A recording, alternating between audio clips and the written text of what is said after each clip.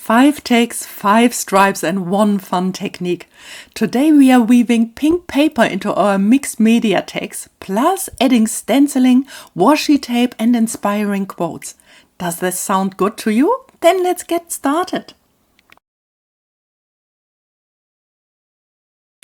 Welcome back to my series 100 tags in 100 days. Welcome to the second video where we make tag number 6 to 10. Last week we did this first 5, and for today I thought I would like to add some color to the mix.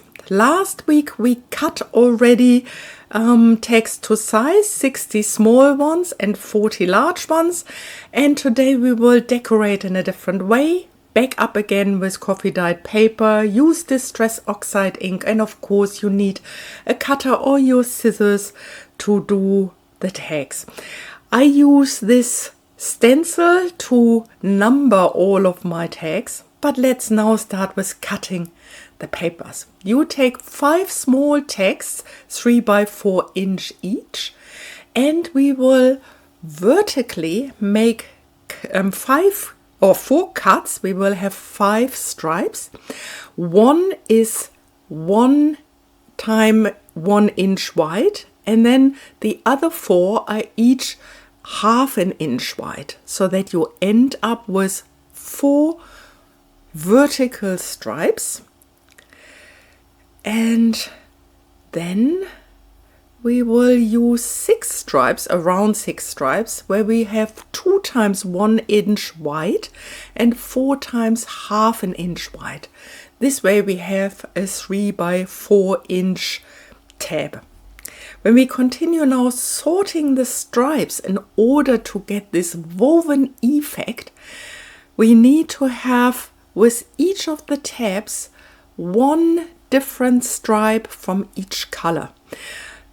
You can see in my last video that I was struggling a little bit with that, and I learned from it, and I went through one after the other actually to make sure that each of the tags has one of the wider ones and then a variety of the smaller ones, and have all 5 together. Okay, let's have a look at the weaving process. I use coffee dyed paper as the base, and then I use my craft glue on the top, just a thin line to secure the layers. In a previous video I used a similar technique to make woven flowers. I will make a link at the top that if you are interested in the woven flowers that you can look it up. And then, like a usual weaving techniques, I come from the side with the pink and just go over under each of the stripes. And here I start with the wider one, and then I use a thinner one, and just in the opposite where it was below, now it's on top, and then I use a wider one again just for variety. And then you fill up the bottom here until you meet the end. Here you can see I only needed 5 stripes, but if you would only use the thinner one, of course you would need more. Yeah. And so once they are all pushed neatly towards each other, you can just cut around with your scissors to cut your tag to size. It's very sturdy actually, and then you can lift it up, and here I'm using ordinary glue stick just to glue the bottom, and then my bone folder to press it all down. Yes, I think it's a nice base.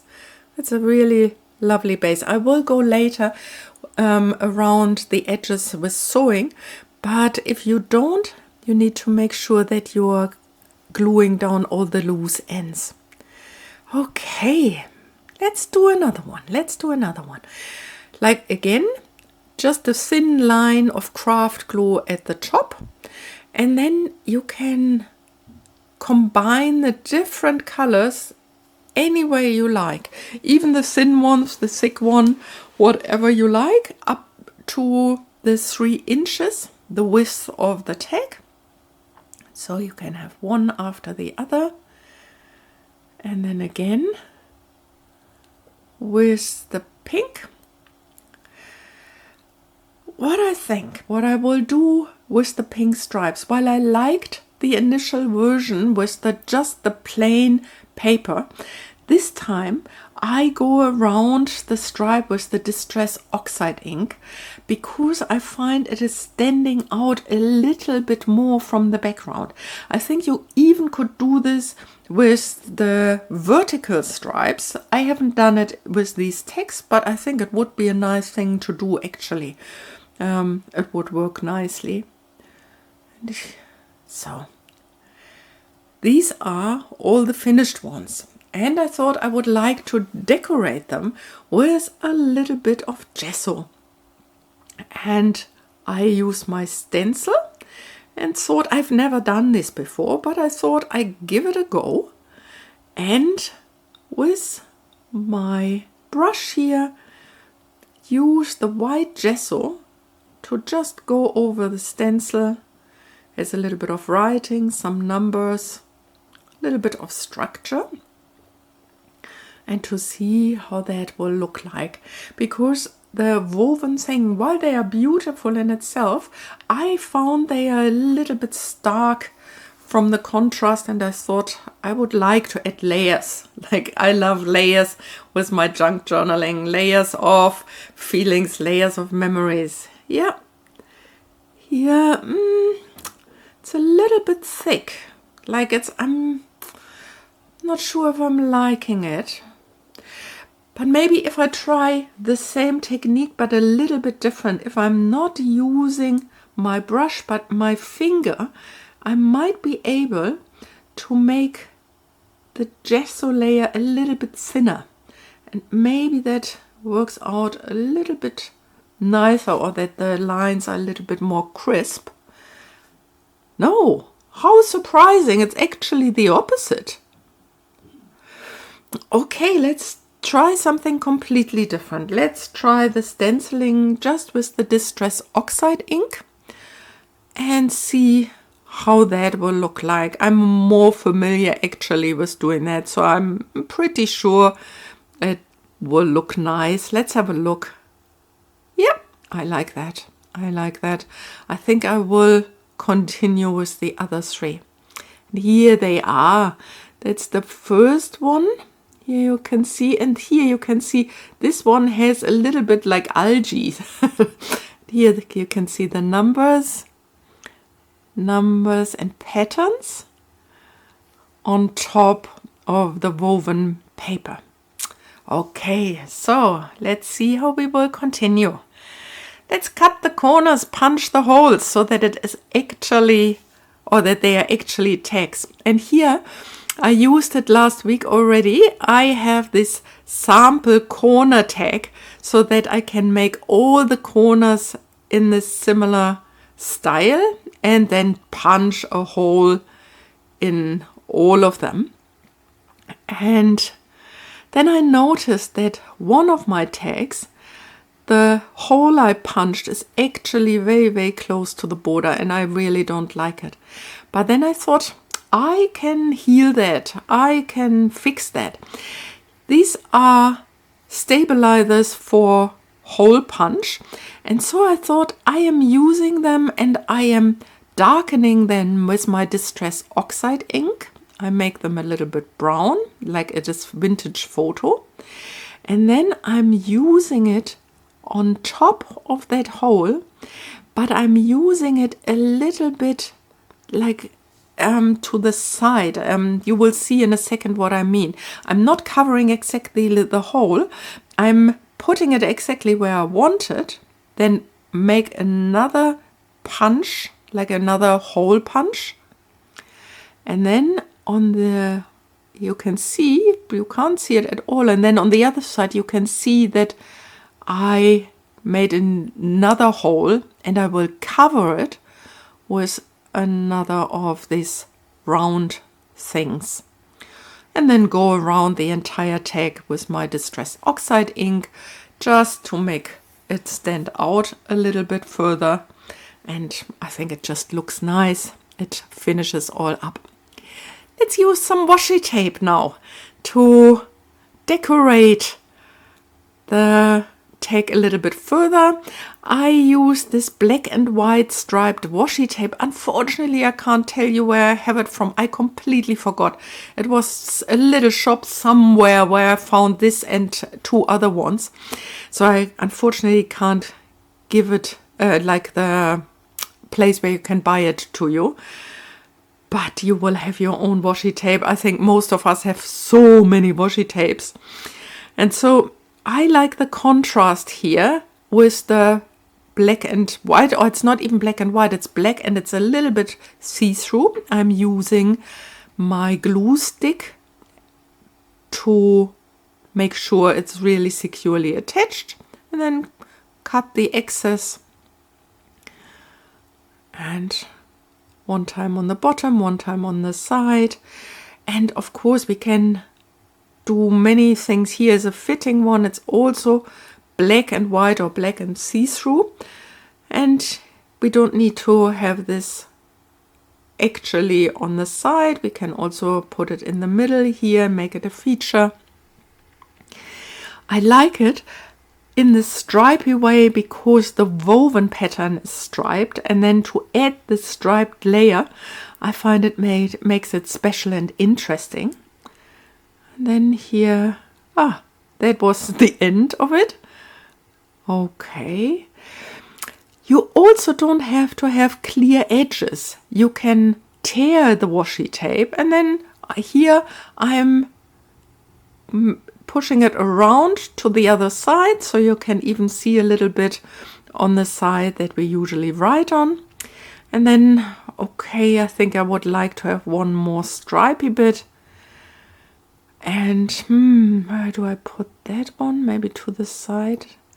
I think I also like to have it a little bit further in, but first using a little bit of glue.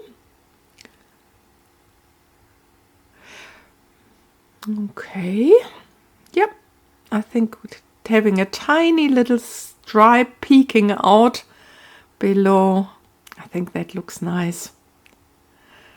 Okay, cutting off the leftover again. And yes, I would like to add some quotes. I have done this again before in my other tags. Last time I did it in white, and this time I think the black on black looks, I find stunning. I really enjoy it. And again, I try to match my quotes a little bit with my experience of making them.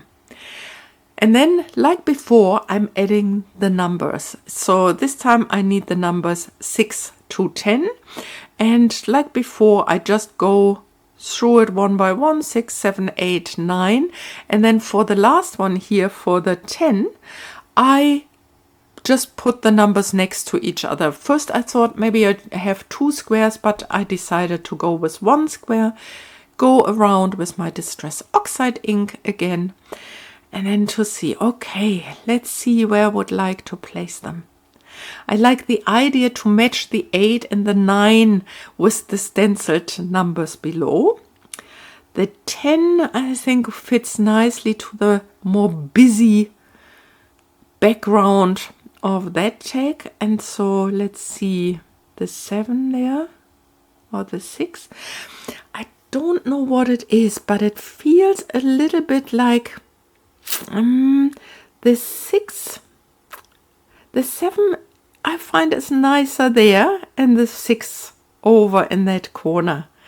And you just need to follow your gut feeling in these moments. I think there is no right or wrong. Just allow yourself to feel into what is right for you. Like, what do you find aesthetic, or what brings you joy? And then place it wherever it's right for you. And then let's have a look. Let's make the final decoration. Here I was sewing around my tag. And now, of course, some ribbon. I cut 3 pink ones and 2 black ones. They are these small little ribbons, and I thought I will just go from the front to the back and make a loop. And I find it's too small. It's too small. It's like the tags are so bold, and just this tiny little one. I will see how it will look if I take the black and the pink together. If I make a loop, come from the front, make sure that I have them both, and then go with my ends through the loop so that the loop is in front of the tag. That's it. I like that. I like that. I run out of the other ribbon, and so I decided to use a black, much wider ribbon, and to make just a knot on the top. Not a loop, but just go through and then make a double knot at the top. Unfortunately, I'm leaving the frame here, but you will see it in a bit. Here, I like this. I like that it is wider. And to finish them off, like with the tags before, I will use some ribbon, just putting it through the punched hole, and then I will go over them on top of it with my sewing machine. And now let's come to the end. Let's have a closer look at every one of them. Out of limitation comes creativity. My limitation to plan something in detail before allows me to, watch the process unfold. And yes, let it go. When I did the stenciling with the gesso, that was really not what I expected it would look like. So let it go that you have a specific outcome in mind. Here's the wider ribbon that I really like. And the journey is the destination, the joy of creating, of actually doing it, not of the finished product, but of actually doing it. And here is the lace and the 9 and the 9. The impossible is often the untried. And yes, I can't imagine what comes out of it before I actually have done it. And even though I didn't like it before, it is unique, and so be open to whatever comes next. Yes. I hope you enjoyed yourself, and what comes next is the video with another 5 tags. I have no idea yet what it will be, but I definitely will link the next video. If you enjoyed yourself, please give it a thumbs up and subscribe so that you will be informed for the next one. Bye for now.